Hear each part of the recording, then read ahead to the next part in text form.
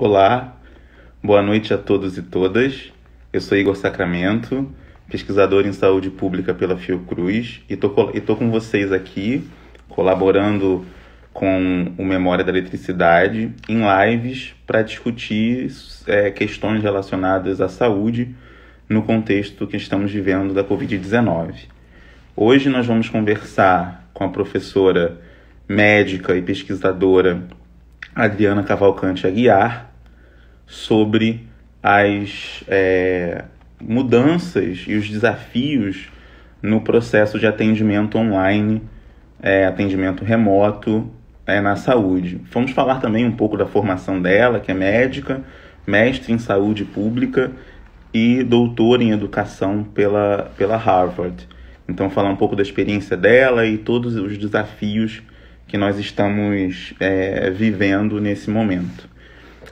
Eu vou convidá-la aqui para entrar na nossa live, para a gente começar a conversar. E como sempre, né, quando vocês tiverem alguma dúvida, alguma questão, podem, por favor, perguntar aqui nos comentários que eu faço as perguntas. Ela está entrando. Oi, Adriana, tudo bem? Boa noite, tudo bom, Boa Igor? noite. Muito obrigado por ter aceitado o convite para participar dessa live, né? Mais uma experimentação que o contexto da pandemia, né, nos colocou a fazer várias lives, experimentar outras formas de contato e de reflexão. Então, queria que você falasse primeiro um pouquinho da sua trajetória, né? Tanto da sua formação, da sua trajetória profissional, acadêmica. Falar um pouquinho para a gente, você é médica, mestre em saúde pública, doutora em educação, contar um pouco da sua trajetória. Tá bom o som? Tá escutando bem? Tá, estou escutando bem. Estou escutando bem. Bom, então, uma longa trajetória já, mas enfim, eu fiz a medicina muito interessada nos assuntos da saúde mental e estudei a obra de Freud ao longo da graduação, durante muitos anos. Então, para mim era natural que a busca do sentido e da convergência de ideias fosse um aspecto muito importante da terapêutica. Depois, quando eu comecei a trabalhar como psicoterapeuta, eu tive uma grande crise de tristeza e frustração por perceber que, uma vez que a patologia mental está instalada, mesmo no caso das neuroses mais sérias, como é duro tratar, como é sofrido para quem trata, como é sofrido para quem é tratado. Então, eu fui me direcionando para pensar o que poderia ser feito que prevenisse tanto sofrimento, ainda na esfera mental, e isso foi me dirigindo para as questões da prevenção e saúde. Eu fui me interessar pela saúde pública e depois de formada, um ano depois, fiz o processo seletivo e entrei para a residência de saúde pública lá na Fiocruz. Então, entrei para a Fiocruz ainda bem, bem jovem, né?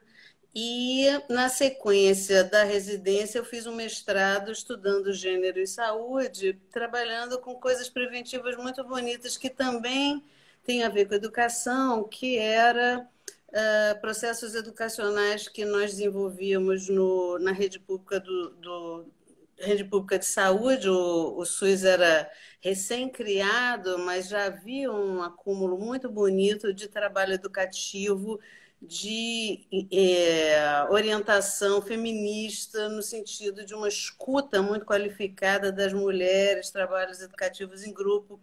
Então, foi uma grande escola trabalhar com a questão de gênero, saúde da mulher, e já num contexto bem bacana da prestação de serviço de saúde do SUS. Bom, e aí a educação foi uma decorrência de já estar envolvida com processos educacionais, já estar trabalhando com currículos. Comecei na Fiocruz, trabalhando na Escola Politécnica de Saúde Joaquim Venâncio, também foi uma grande escola para mim, porque trabalha com pessoal técnico e auxiliar, pessoas que geram um desafio grande para a gente pensar em uma educação participativa, pessoas já engajadas no processo de trabalho. Então, que a educação tivesse que dar respostas concretas, ter uma escuta extremamente qualificada para saber o que era a realidade de trabalho dessas pessoas. Então, aprendi muito na Escola Politécnica. Quando eu decidi fazer o doutorado, então resolvi entrar de vez para o estudo formal da educação. Eu acho que eu sou a primeira médica brasileira com doutorado em educação. Você falou, quer dizer, você se aproximou da educação, né, também dos estudos de gênero, né, tanto a sua dissertação quanto a sua tese também, né, dialogam e tratam com os estudos de gênero, mas ao longo da sua trajetória você também vem dialogando com outro campo, que é o campo da comunicação. Como é que foi essa aproximação do campo da comunicação, e qual que é a importância da interação entre esses campos, como pela sua experiência, como você vê, né, de educação, comunicação com a saúde? Então, foi muito interessante porque o doutorado eu acabei estudando a formação médica. A ideia original era estudar práticas educativas na chamada educação popular, mas eu fui para estudar formação em medicina, porque eu fiz o doutorado na Escola de Educação da Harvard University, cuja escola de medicina tinha feito uma mudança curricular muito expressiva para a adoção da aprendizagem baseada em problemas e toda uma reviravolta muito grande na questão de colocar a aprendizagem e o estudante no centro do processo educacional. Aquilo me interessava muito e era análogo ao que a gente tentava fazer na rede pública com as mulheres usuárias. Então, eu fui estudar a formação médica e estudei particularmente uma série um eixo do currículo médico lá que se chama Relação Médico-Paciente, que inclui o primeiro ano inteiro a obtenção da história do doente. E é muito bonito porque eles ensinam o aluno de medicina desde a primeira semana de aula a conversar com as pessoas doentes ou com as pessoas sobre assuntos relativos à saúde, sem que o aluno tenha ainda uma apropriação muito grande de fenômenos biológicos, da lógica biológica, biomédica, biopatológica. Então, as pessoas aprendem a conversar com os doentes a partir do sentido que os doentes atribuem à sua própria situação. E isso, para mim, foi muito marcante como um processo de pesquisa que era muito afim ao que eu trazia já dos estudos prévios, inclusive da psicologia, e o poder que tinha de pegar alunos tão jovens já aprendendo que o que o doente pensa ou deixa de pensar sobre a sua situação é determinante do que vai acontecer na relação e no encaminhamento da situação. Então, assim, professores de altíssimo nível que queriam mesmo que os alunos soubessem o que a Dona Maria e o seu João, que eram Dona Mary e seu John, pensavam da própria vida e da própria saúde. Então, foi bem marcante, foi uma experiência muito legal.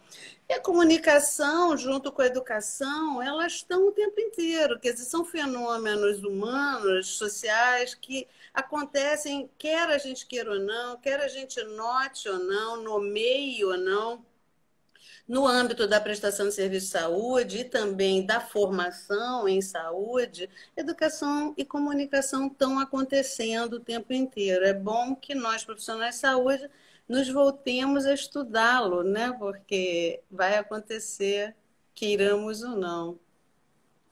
E é muito interessante o que você está falando, porque você, nessa relação, né, entender, ouvir de escuta, ouvir o paciente, isso envolve algumas noções que são muito caras ao campo da comunicação, como a interação, né? E uma outra noção que é muito cara, a empatia, né? Nesse ouvir, se colocar no lugar do outro, buscar. Como é que você vê a importância dessas discussões na prática de atendimento médico ou, mais amplamente, na relação profissional da saúde, usuário do sistema de saúde? Tenho tido uma oportunidade muito rara de trabalhar com colegas tão queridos como esse com quem eu dialogo no Laboratório de Comunicação e Saúde da Fiocruz e percebo o benefício para quem vem da saúde de adentrar de uma forma um pouco mais sistemática no campo dos estudos da comunicação, no campo teórico, porque Na saúde, todo mundo sabe, eu acho que qualquer pessoa adulta que tem algum discernimento, que a comunicação é muito importante para quem está doente, para quem presta serviço. Agora, a apropriação teórica do ferramental, do arsenal analítico da comunicação, não é uma coisa muito simples. Quer dizer, os estudos da comunicação, com todas as questões teóricas, algumas de enorme abstração, outras tantas, muitíssimas, tratando da mídia e dos estudos de mídia. Quer dizer, são coisas que são pouco amáveis para quem vem da área de saúde, que tem uma cultura própria com uma série de características. E para mim tem sido muito interessante, um grande desafio, porque afinal a comunicação na assistência à saúde é o que? A gente sistematiza ela como? A gente colhe dados como? O que as pessoas falam é que é a comunicação, o que elas não falam também é comunicação, a Uhum, maneira uhum. como elas falam, o contexto onde as interações acontecem. Na verdade, na saúde a gente fala muito da importância da relação, mas hoje em dia eu percebo que é muito assim interessante e necessário a gente descobrir um método para analisar as interações, porque ali você pode inferir uma série de coisas que estão acontecendo, que são diretamente observáveis, e também analisá-las à luz de uma série de outros elementos que não são diretamente observáveis. Então, é um campo bem bonito, muito instigante, muito complexo, né? Você vem trabalhando há bastante tempo, como você colocou desde o início, em vários projetos, iniciativas, programas que envolvem a formação, né? E que envolve também o planejamento de recursos humanos. Numa iniciativa recente, você está trabalhando numa coalizão, né? Num grande programa incentivado pela Organização Mundial da Saúde, que envolve o planejamento permanente de recursos humanos em saúde. Você pode falar um pouco sobre essa experiência, como é que tem sido, quais são os países envolvidos, enfim, e o que que vocês estão pesquisando? É, ao trabalhar com educação, existe um parentesco muito grande entre as pessoas que trabalham com formação e desenvolvimento de recursos humanos e as que trabalham historicamente com a gestão dos recursos humanos, o planejamento, portanto, são muito demandam processos formativos de aperfeiçoamento natural e desejável que haja um aperfeiçoamento contínuo na área de saúde, que está sempre produzindo conhecimento, sempre produzindo tecnologias.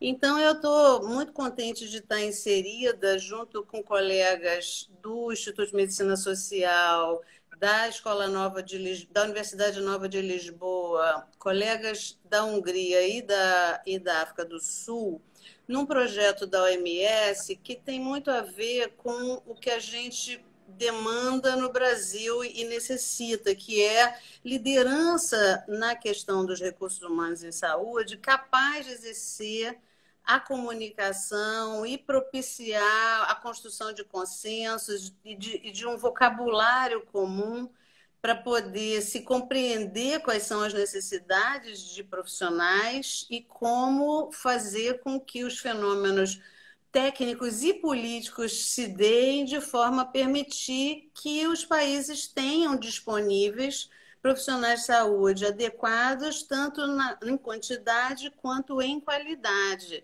E nesse sentido, quer dizer, a formação em educação tem me ajudado muitíssimo, porque a gente precisa lidar.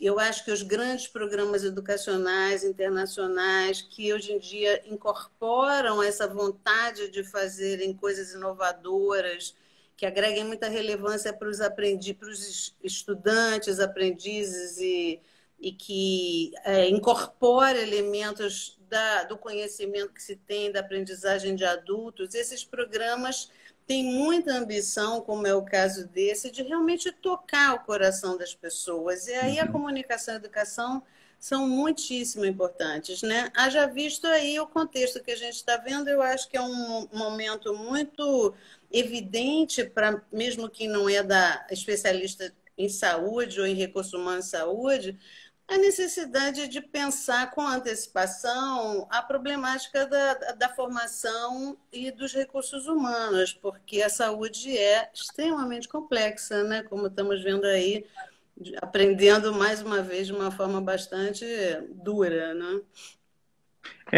Esse contexto tem apresentado inúmeros desafios, né, que a gente está vivendo nesse contexto catastrófico. Eu tento encontrar uma palavra, né, mas essa pandemia, suas múltiplas dimensões da nossa experiência, que colocam várias questões. A primeira questão do desconhecimento dessa infecção, das suas ações no corpo, né? Outra é a questão da espera por um milagre, às vezes, né? Por um tratamento, por uma vacina, por uma expectativa da ciência. E a outra questão que se coloca como desafio é o próprio atendimento em saúde, né? E algumas questões que já são muito caras e presentes no campo da saúde, como telesaúde, telemedicina, teleconsulta, né, atendimento remoto, esses nomes vão sendo disputados, né? Mas, de qualquer maneira, a Covid-19 colocou, apesar de resistências, né, de muitos de Conselho Federal da Medicina, resistência de outros conselhos, né, de saúde, na psicologia, enfim, colocou como uma realidade possível o atendimento remoto. Você poderia falar um pouco o que esse contexto coloca de desafios e essas dinâmicas para essas práticas de atendimento remoto? Olha, eu quero me solidarizar muito com a sociedade em geral, especialmente brasileira, mas mundial, frente ao espanto que isso tudo deve estar gerando. Mas tenho que dizer que quem tem uma formação em saúde pública de boa qualidade, aqui eu tenho que agradecer, aonde eu fiz a residência e o mestrado, hoje a Fiocruz está completando 120 anos de idade, com essa, enfim, gigantesca, fenomenal contribuição. Então, na verdade, isso que está acontecendo, embora nos entristeça, às vezes nos, enfim, desorganize, mas não é propriamente uma surpresa, né? Quer dizer, a história da saúde pública, ela se engendra a partir das epidemias, e daí muitas coisas foram se desdobrando. Eu acho que, como outros episódios anteriores, essa pandemia, essa epidemia vai nos gerar uma série de aprendizados. Então, está sendo radicalizada uma reflexão que também não é nova, e nós já vimos fazendo em relação à questão dos processos mediados por tecnologias de informação e comunicação, tanto na prestação de serviços de saúde, como também na formação de pessoas. A gente aqui, nesse ponto, tem uma certa vantagem relativa, porque como o Brasil é gigantesco, a clareza da necessidade de trabalhar remotamente já está colocada há um bom tempo no nosso país. A telesaúde e telemedicina já são objetos de políticas e programas formais em nível nacional, por exemplo, desde 2007. E a gente tem um pool de instituições organizadas em redes capazes de ter uma entrada e uma participação qualificada de muitas naturezas, tanto na formulação de currículos e oferta de processos formativos, como na oferta de teleconsulta, de segunda opinião, de diagnóstico remoto. Quer dizer, quando a gente pensa que a atenção primária à saúde sofreu uma expansão sensacional no Brasil nos últimos anos, com a estratégia saúde da família, que chegou a ter uma cobertura populacional de 70%, que é, enfim, 70% de 210 milhões de pessoas, são dezenas de milhões de pessoas cobertas pela estratégia saúde da família. E isso gerou um esforço muito grande para fixação de profissionais em locais historicamente desassistidos. E a telesaúde ajudou muito e ajuda a que a interação justamente entre profissionais que estão atuando em áreas mais remotas e outros que estão em áreas centrais, que haja um diálogo que potencializa muito a qualidade da assistência prestada.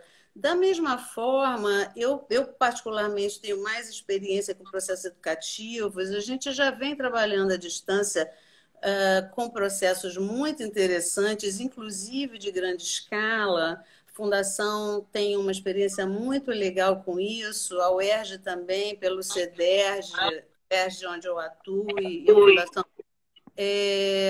E a gente entendeu, veio entendendo ao longo dos anos que a mediação tecnológica ela não ajuda nem atrapalha a educação ser boa ou a saúde ou o cuidado da saúde. Quer dizer, vai depender muitíssimo da maneira como a gente se apropria dessa tecnologia e de que visão nós temos e somos capazes de compartilhar com os nossos pares e os demais interessados sobre a quem interessa e a quem serve esse processo, né, de atenção à saúde ou de formação de pessoas. A tecnologia, na verdade, é muito bem-vinda, mas ela não resolve todos os problemas. Então, eu não adoto uma visão nem de achar que agora a gente tendo talvez mais clareza da necessidade de ter infraestrutura de informática, de informatizar mais, ou digitalizar processos, que isso vai resolver os problemas, os dilemas brasileiros, nem, por outro lado, eu também tampouco cultivo uma visão de que o contato físico pessoal sincrônico, não mediado pelo computador, ele em si seja de qualidade melhor ou pior. Quer dizer, o que vai criar vínculo, que é uma palavra, um conceito que é hoje em dia tão valorizado, o vínculo vai ser criado por motivos outros, que não apenas e tão somente se tem um computador ali ou não tem entre as pessoas. Você vê que nós aqui estamos trabalhando com a questão mediada e dentro de um diálogo que parte do vínculo que eu tenho com você e com esse projeto seu, onde eu me sinto muito à vontade de compartilhar, inclusive, coisas que eu estou em processo, que eu estou refletindo, que eu estou pensando agora. Quer dizer, não precisa ser uma coisa fria, distanciada, que já vem pronta, empacotada, como talvez anteriormente, em algum momento, a educação à distância fosse vista, né? Não, tem coisas muito interessantes que você está destacando aí, e uma das formas, né, de construção desse vínculo é a relação de confiança. Tem duas coisas que você destacou na sua fala que são, acho que, bem interessantes. Uma é a questão que essas tecnologias de comunicação e informação, elas não só propiciam o atendimento, né, na relação profissional de saúde e usuário, mas também propiciam interações, né? Interações entre os profissionais de saúde, troca de saberes, tecnologias, né? De experiências, etc., que também são importantes. E ainda em contexto de emergência sanitária como o nosso, isso ainda se torna importante, né? Então, eu queria que você falasse um pouco nas suas pesquisas, especialmente, né? Você já trabalhou com preceptoria, já tem uma grande pesquisa, né? Que você concluiu há pouco tempo. Fala um pouco dessas questões, né? Do estabelecimento de relações de confiança, a construção desse vínculo, o que você observou né, nas pesquisas que você vem realizando, como isso se coloca no cotidiano dos profissionais de saúde. A gente teve, durante muito tempo, e talvez até hoje, muita gente acredita que o problema da saúde é a falta de informação. Então, que com a devida informação, tudo se resolveria, as pessoas se comportariam de uma tal maneira que seria benéfica para elas e cumpririam os ditames do que o método científico diz que é bom ou não é bom fazer. E a gente sabe que não é bem assim que funciona. Quer dizer, a vida humana ela é permeada por uma série de elementos culturais, uma série de elementos econômicos, enfim, tem a inserção das pessoas na vida social e na realidade comunitária é muito importante. Então, a gente está falando de processos que podem potencializar encontros, interações que sejam significativas e aprendizagens significativas a partir de uma troca que é de mão dupla. Quer dizer, tanto nós na área de saúde precisamos muitíssimo falar, e agora, talvez mais do que nunca, ter a oportunidade de chegar no coração das pessoas para que elas entendam o que está acontecendo e possam se proteger da melhor maneira, mas também precisamos muito escutar o que está acontecendo lá do outro lado, no caso da pandemia, como em outros tantos, eu acho que, em geral, essa troca ela é muito importante. Quer dizer, o que está acontecendo na vida de alguém que está, eventualmente, no isolamento social, lidando com questões de ordem biopatológica, que seja a infecção pelo Covid, de formas não tão graves ou medianas e tal, permeado por uma enorme ansiedade em relação ao que vai acontecer ou deixar de acontecer com essa pessoa, com a sua vida, com o seu trabalho. Enfim, lidando com as ansiedades todas que nós todos estamos lidando, como é que a gente pode estar junto dessas pessoas e apoiá-las? E aí uma das questões que se coloca é quem é a gente, porque eu falo a gente já um pouco quase esquecida de que eu provenho da medicina em particular. Eu falo a gente como profissionais de saúde em geral, como equipe de saúde, como gestores da saúde e como sistema de saúde. Quer dizer, tudo isso é uma grande cadeia de esforços e eu acho que a gente tem um enorme privilégio e essa riqueza de ter tido a oportunidade de vir montando o sistema de saúde, o Sistema Único de Saúde, que nasce com a Lei Orgânica da Saúde de 1990. A gente tem uma rede, uma capilaridade enorme para poder trabalhar agora remotamente também, mais ainda, mas já se trabalhava em equipes, onde o conhecimento técnico de um informa o trabalho do outro. Uhum. Então, são muitos desafios que estão colocados aí, que vão envolver médicos, enfermeiros, agentes comunitários, fisioterapeutas, nutricionistas, psicólogos e por aí vai, quer dizer, dentistas, que a gente pode estar gerando uma troca muito rica e muito mais ágil. Agora, é importante se dizer que as ações de saúde, elas não são processos que aconteçam exclusivamente entre indivíduos. E elas são fenômenos que têm um caráter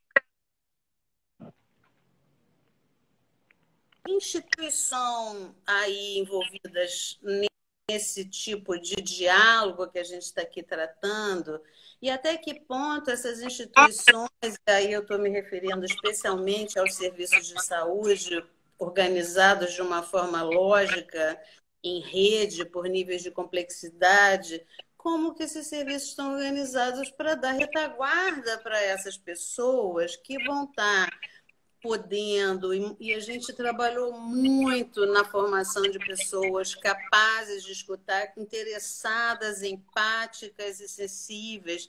Existem milhares e milhares de profissionais de saúde na atenção e na gestão do SUS. Vou destacar, mas não é exclusivo, mas a atenção primária brasileira tem, enfim, uma quantidade imensa de lideranças incríveis, mas o que está por trás como retaguarda para que essas pessoas possam cumprir o seu trabalho? Não adianta você ter um monitoramento via WhatsApp de doentes, onde você pode até ter clareza da situação das pessoas e na medida em que elas vão evoluindo, se aquilo está evoluindo bem ou não, se não houver uma rede de saúde capaz de dar as devidas respostas quando isso se fizer necessário, né? Uma questão muito interessante que você está falando, né, acho que duas, né, que gostaria de destacar. A importância da equipe, né, e de uma equipe multidisciplinar, multiprofissional, né, com então, fonoaudiólogo, psicólogo, enfermeiro, médico, enfim, uma quantidade de fisioterapeuta, uma quantidade muito grande, a importância de todos esses saberes, né, na atenção à saúde, né, nos seus vários níveis, desde a atenção primária, o agente comunitário de saúde, que você destacou também, né, como muito importante na interação com as comunidades, com os territórios, né, e também uma outra dimensão que é a infraestrutura, porque um debate que coloca às vezes coloca numa polarização e não como parte de um todo o atendimento remoto como se ele fosse o substituto do sistema de saúde da sua complexidade como um todo. Na verdade, como você está colocando, ele é parte do sistema de saúde, né? É um dos elementos importantes o atendimento remoto nas suas. Queria que você falasse um pouquinho disso. De novo, a analogia com a educação é muito boa.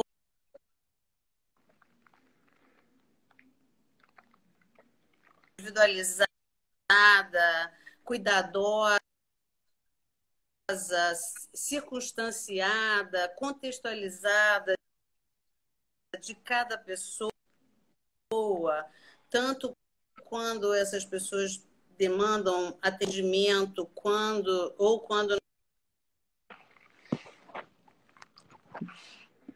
falhou um pouco para mim.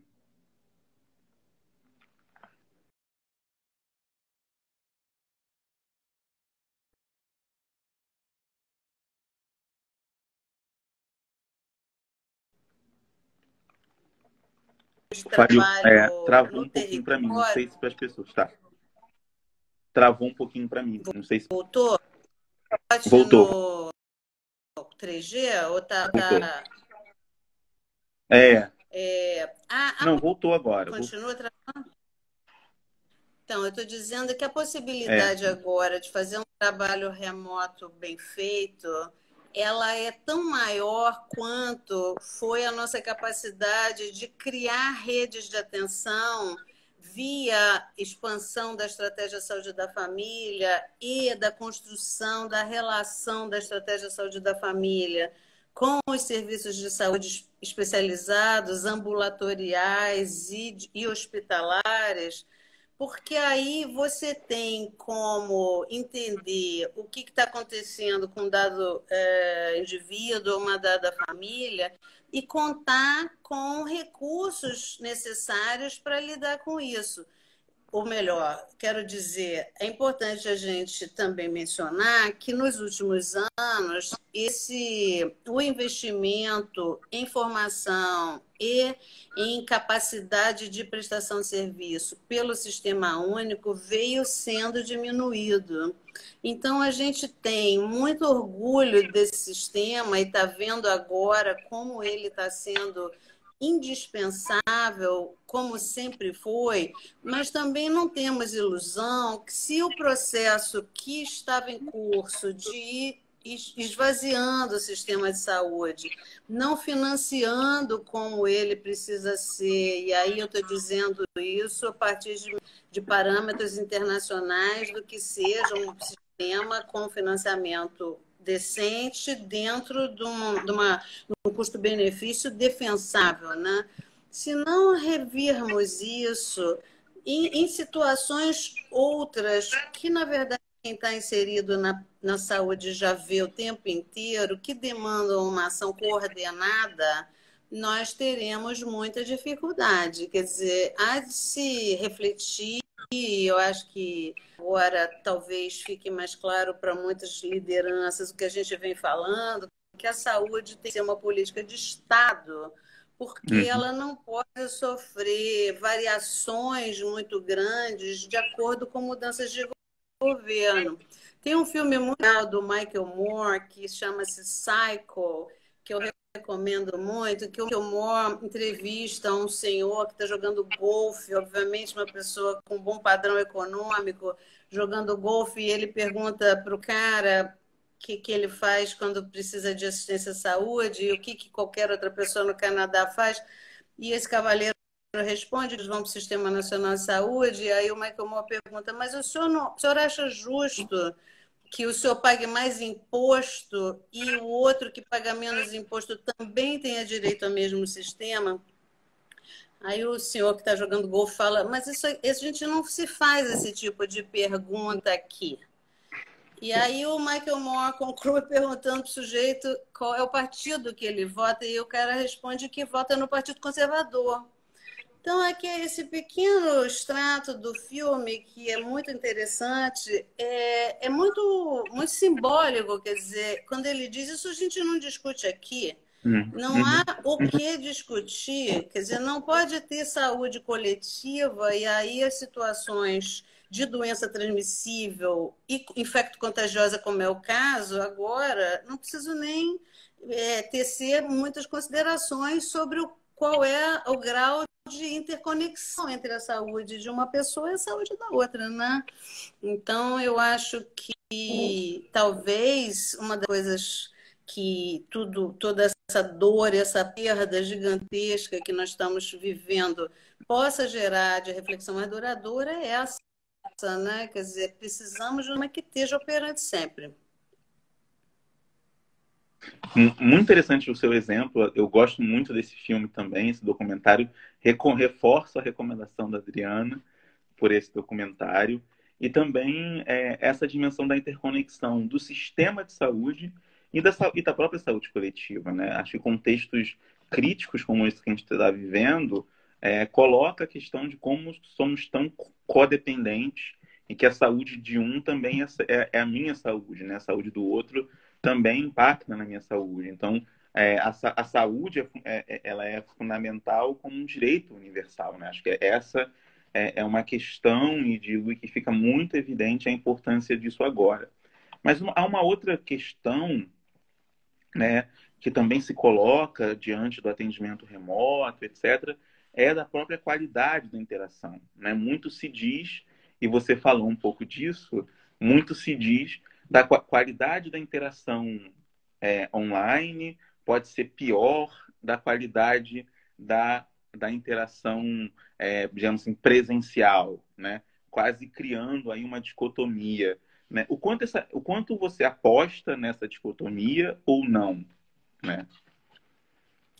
Bom, primeiro eu acho que a gente tem que situar isso na questão da segurança no trabalho para os profissionais de saúde, tanto brasileiros quanto estrangeiros, no contexto atual. Quer dizer, nós estamos vivendo uma situação absolutamente, enfim, preocupante é pouco em relação à quantidade de pessoas que são profissionais e que estão contraindo a Covid-19 e tendo que ser afastadas e alguns gravemente doentes, um número enorme de pessoas morrendo, pessoas cuja formação foi super longa, que são especializadas e que são, além de serem seres humanos, enfim, potencialmente especialíssimos, porque justamente se dedicavam a lidar com a dor e o sofrimento alheio, quer dizer, isso gera um rombo aí na capacidade de prestação de serviços que é extremamente preocupante. Então,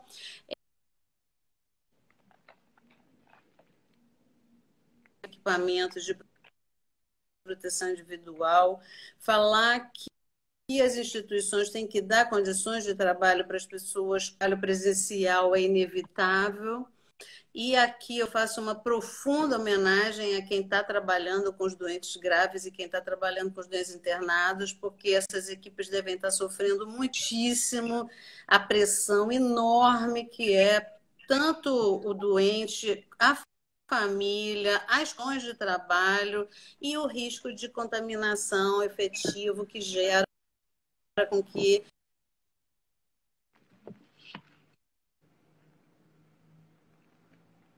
vai olhar o trabalho dentro dessa perspectiva como algo muito bem-vindo, pela capacidade de dar com questões, questionamentos técnicos e também da ordem da subjetividade e da formação de cientistas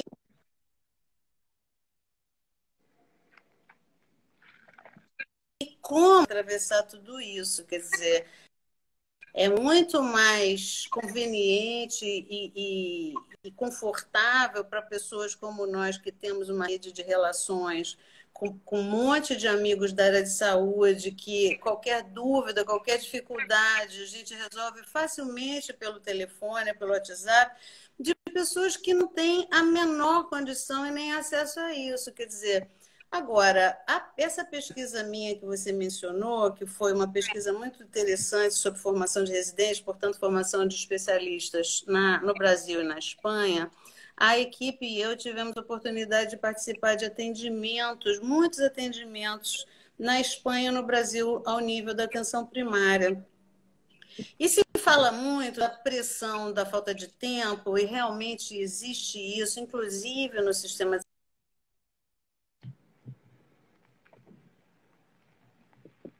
muito também bastante razoável, como o tempo realmente é muito duro. E aí é muito curto. Eu estou falando isso em normal, pré-pandemia, onde o atendimento presencial menos longo do que as pessoas talvez desejassem. E o que ficou muito claro para nós é que quando a equipe conhece aquela família, quando conhece aquela Uhum. comunidade, a capacidade de leitura do que está acontecendo ali é enormemente potencializada. Eu vi isso acontecer de pessoas em consultas extremamente curtas conseguirem chegar ao cerne de questões extremamente complexas por conta da história que aquela relação tem e do compromisso que as partes estabeleceram uma com a outra. Então, quando eu estou dizendo isso, não estou dizendo em absoluto que a gente vai poder mais prescindir do encontro presencial na área de saúde, não vamos nunca poder deixar de ensinar o que seja um exame físico bem feito para um estudante da área de saúde. Existe uma enorme importância na relação presencial, sincrônica, física, mas ela não garante tudo e nem é indispensável sempre.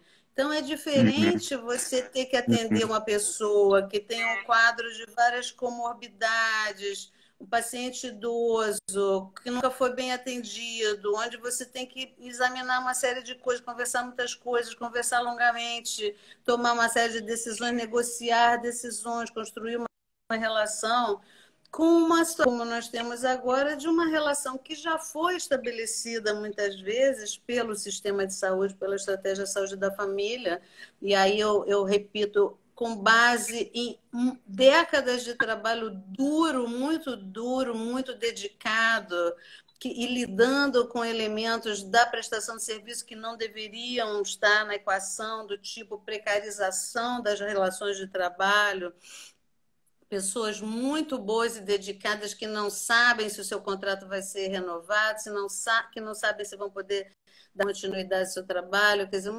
fenômenos que o Sistema Único de Saúde não pode ter que tolerar, porque não há como a gente ficar de novo sempre numa rotatividade, perdendo as pessoas por motivos institucionais, mas enfim, tendo construído tudo que a gente construiu, hoje em dia você tem um enorme investimento das equipes trabalhando remotamente no telemonitoramento, por exemplo, Sim. fazendo isso no cotidiano, capazes de acompanhar o que está acontecendo com um sem número de pessoas e de direcionar as decisões mais racionais no uso de recursos. Mas lembrando que não adianta falar em humanização e relação, interação, se na hora que a pessoa tem um agravamento do seu quadro clínico, você não tem um serviço para enviá-la onde ela seja acolhida, seja devidamente tratada. Então, por enquanto, aqui o isolamento social, esse isolamento físico continua sendo indispensável. Agora, o que a gente está falando é que o isolamento físico não precisa ser um isolamento social, nem precisa ser um isolamento dos vínculos que são construídos na prática de saúde.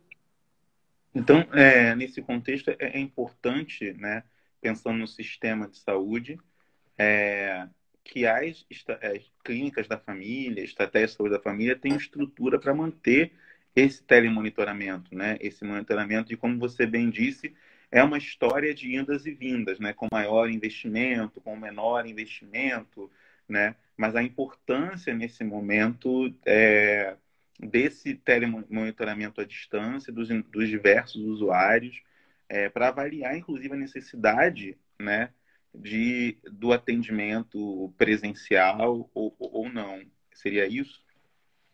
Exatamente. Isso tem sido feito via WhatsApp, via telefonema, as pessoas telefonam das unidades de saúde e estão acompanhando. Quer dizer, apesar da gente ter uma incorporação enorme do smartphone no Brasil, mas nem todo mundo tem, nem todo mundo domina.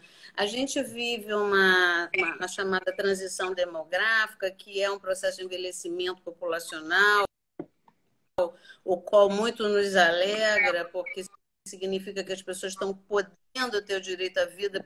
Agora, por outro lado, se coloca muitos desafios, e a questão da inclusão digital é uma, quer dizer, pessoas com uma certa faixa etária, não dá para esperar que elas serão facilmente alcançadas por determinadas tecnologias, e terão que ser, portanto, alcançadas por outras. E aí tem no Brasil sempre essa complexidade. De qualquer maneira, eu acho que está havendo uma apropriação por parte dos serviços, da potência que isso tem, que vai ser muito vantajosa.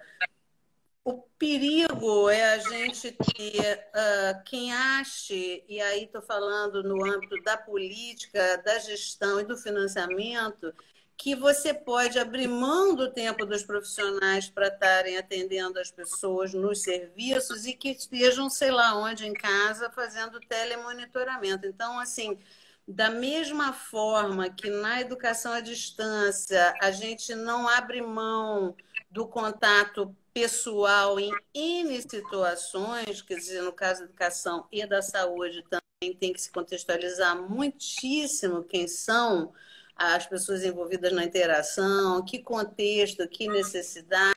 Então, dentro da educação e da prestação de serviços, a tecnologia mediada pela internet é muito bem-vinda. Acho que a gente vai desenvolver mecanismos que reforçam o vínculo em vez de abrir mão dele, mas isso custa dinheiro, isso custa tempo do Uhum. profissional, isso custa relações de trabalho propícias para a inovação, para a reflexão, para a incorporação dos erros e das reflexões que tem a partir das coisas que acontecem no cotidiano. E mais do que isso, eu acho que a gente vai poder, na medida que tenha clareza na gestão, convergir para mecanismos, né, técnicos muito interessantes que, ao serem desenvolvidos num dado contexto, são úteis para outros contextos. O nosso desafio é um pouco como fazer essa troca de boas práticas de forma que o que um inventa num contexto tal possa servir para o outro que está a milhares de quilômetros de distância, mas eventualmente com problemas parecidos, né? A gente já está quase terminando, infelizmente, está sendo muito legal. Muito obrigado, Adriana.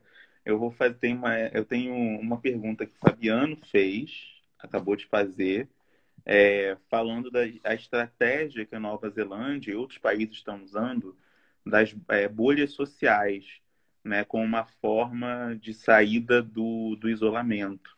O que você acha dessa estratégia? Ele pergunta se para o Brasil é uma boa estratégia essas bolhas sociais, ou seja, a restrição, né, em círculos sociais menores e aos poucos, né, ampliando essa restrição do isolamento físico.